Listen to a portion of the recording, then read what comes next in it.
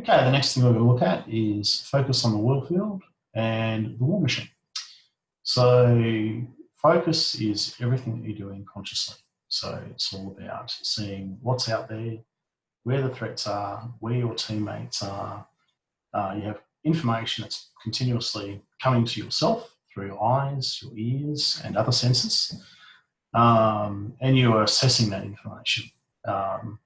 So at one end of the scale, you have to have a very, very broad focus. So you have to be able to see everything that's out there, know what's happening.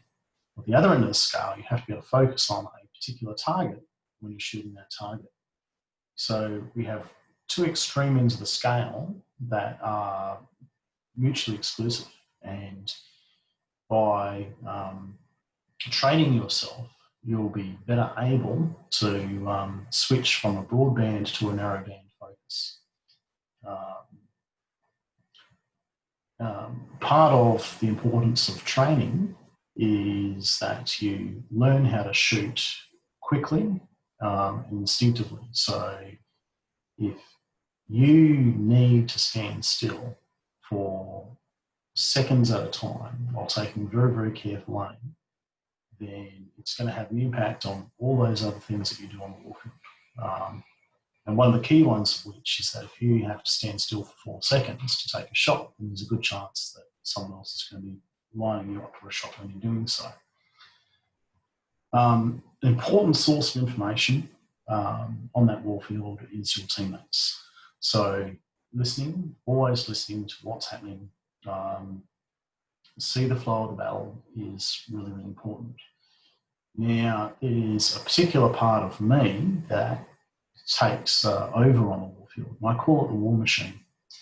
Now, some people who have fought in warfields in Lockhart might have had me come up to them before a battle or before at the start of the day and say, at some point in time when we're milling about waiting for lay on, can you hit me in the head? And what that is all about is turning on the war machine. And that war machine is an instinctive part of me that takes over on the warfield and just does its thing. So on one level, a conscious Tony Swallow is a passive observer sitting inside a vehicle, but the war machine, Jochen Schwalbe, has taken complete and utter charge of. And that war machine is a very, very different creature to the sort of person that's talking to you right here, right now. That war machine is an instinctive vehicle. So it assesses all these things on a subconscious level, selects targets, moves, reloads, the whole kit and caboodle, and it does it fairly automatically. Another really important thing that ties into this is that of target selection. So having a friendly combatant selecting targets for you can have a number of advantages. So one key advantage is that if they have selected an enemy target, it's because they have recognised that enemy target as a threat. It could be that they're a particularly good fighter. It could be they're in a particularly good location. It could be that they're an immediate threat to them. So all things being equal, if you were told to shoot a particular target, you should shoot that particular target because someone else has already made that threat analysis for you. Now, I have found on numerous occasions that I have been given a target that I have then shot, and the conscious part of me looks at it and says, oh my goodness, how did I pull that off? That person was 50 metres away and they were running. How did I manage to hit that, make that shot? It's happened often enough that I've come to analyse it and consider it. And why is it that when someone selects a target for me, somehow I seem to just shoot that little bit better? And I believe that the answer is that the conscious part of my brain that selects a target, i.e. focuses for a target, doesn't have to do that job anymore.